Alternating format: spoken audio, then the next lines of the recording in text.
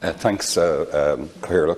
Well, Minister, obviously, vote 26 last week and the estimates for 2020, the 11.4 billion is welcome, and the improvements that have been made in relation to the SNAs. We just heard about 150 extra teachers for demographic reasons, but overall, obviously, we still have the biggest class sizes in the Eurozone, nearly in the OECD, and obviously a key aim of the INTO and the National Principals Forum was to reduce these. So, Minister, you haven't really made progress in this year's budget. Thank you for your cooperation. Minister, 2 minutes. Well, we've made a little bit of progress, but it's not the progress I would have liked to make. The budget's not reflective of where I would like to be as Minister for Education, but it is reflective of where we're at a given point in time. And I think since we started here today, Chairman, I don't know where we're at in terms of the other conversations going on across the water, but hopefully we get into a better place. Despite Budget 2020 being prepared in the context of a possible no-deal Brexit and the Government's necessity to plan for the economic impact of such a possibility since May 2016,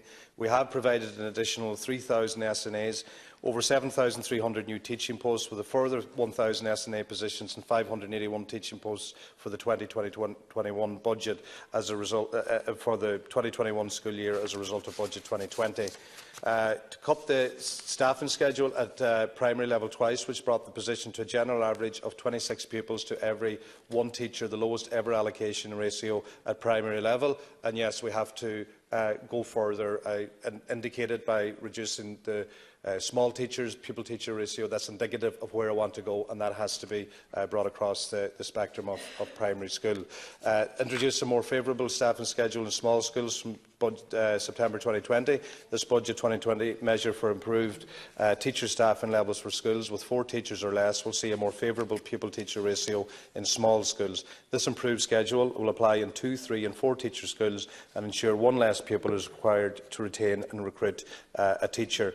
Provided 1,300 new middle management positions at primary level, also 1,300 at post-primary level. Increased significantly the number of release days allowed to teaching principals, with a further additional release day to all schools in September 2020. Increased capitation by 5% in Budget 2019 and a further 2.5% in Budget 2020.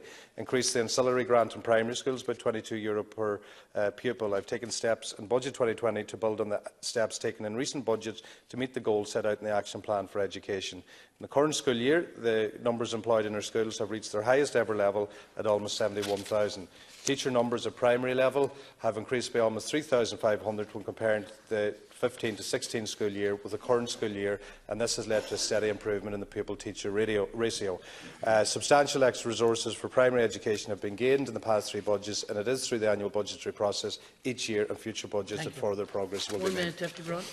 Yeah, but we were promised in the Confidence and Supply Agreement, now 3.5 years old, that each budget we'd see an incremental improvement in the pupil-teacher ratio. And I mean, your own analysis, your own department's analysis, I think in August, showed that 350,000 or 63% of our pupils at primary level are in classes of more than 25. And you have schools like Scull Nave, Cullenkilla in Carndonagh, for example, School Noshunta Roche in Taylors Hill, Galway, your own constituency, of course, in Carndonagh, one school Foric Naofa and Tuam with classes of 42, and I note Scull Moby in Glasnevin, 32 pupils in 8 classrooms. So, I mean, you still haven't made a really decisive move in this in response to the commitments yourselves and Fianna Fáil, I mean, gave to the people, I think, back in 2016.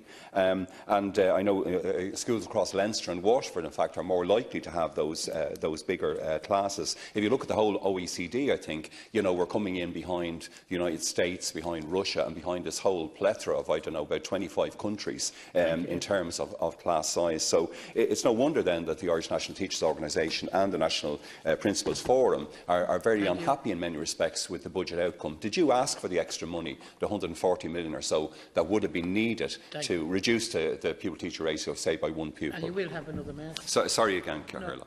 To answer your last question, yeah, I certainly did ask for a lot more money than I got. I battled it out, and the line was quite clear that we were working within a threshold, and that's why I wanted to ensure all the frontline services, especially special education, was protected.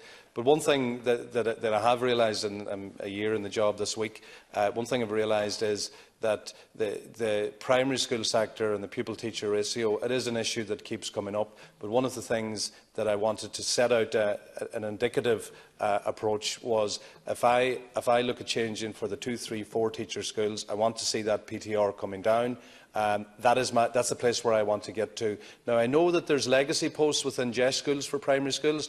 They're in there, so I want to protect. I want to look after them. I don't want to be losing them either. So I know that's a conversation piece. So I want to protect what we have. You're correct in terms of teacher-pupil ratio.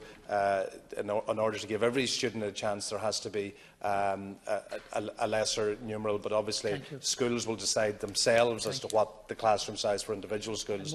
But we're at 1 to 24 at the minute. We'll continue. Final comment, Mr. Broughan. Your own department, they said, I think, in that analysis back in August that, and I quote, appropriate learning experiences was very hard to achieve in classes of over 25. So it is no wonder, I think, Minister, that INTO, that one response to the budget last week, the class size continued to be supersized, school leaders not being supported, and capitation being underfunded to at least 46 million.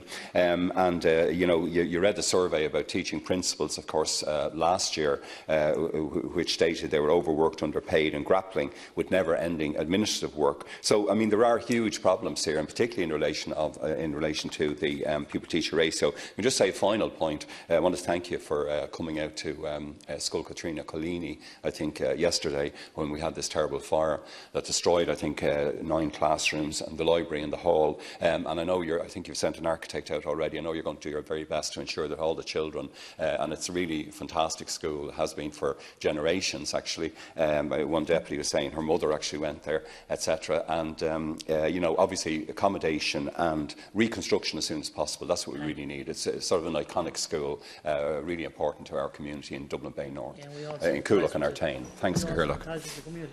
Yeah, just take the last bit. And look, I met with the principal and staff and some of the parents and some of the young people, and look, it was a devastating day. They were still in shock yesterday, but look, out of the ashes they will rebuild.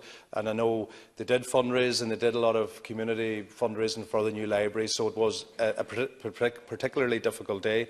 One of the teachers, Grania Campbell, who I didn't meet, her mother sent a message last night to say she was devastated as well. All her teaching material, everything was gone. But look, they will rebuild. I'll ensure that gets proper focus. I met the architect from the department out there yesterday morning, and we will prioritise that absolutely. In relation to what we need to be doing within the education system, we have 125 special schools as well. We have over 3,300 primary schools. We have over 750 secondary schools. We have a lot of schools there that are doing such absolutely amazing and incredible work, but obviously supports in terms of financial bread and butter stuff is really important. You mentioned capitation, reduction of 11%, we'll come back 5% last year, we're up now to 7.5%, we're not there yet. Price running schools is a big thing, and also you mentioned leadership. One more teacher release day will take a wee bit of pressure off the teaching principals as well. It's not where I want to be, but it's an indication of where I want to go to. Thanks, Deputy.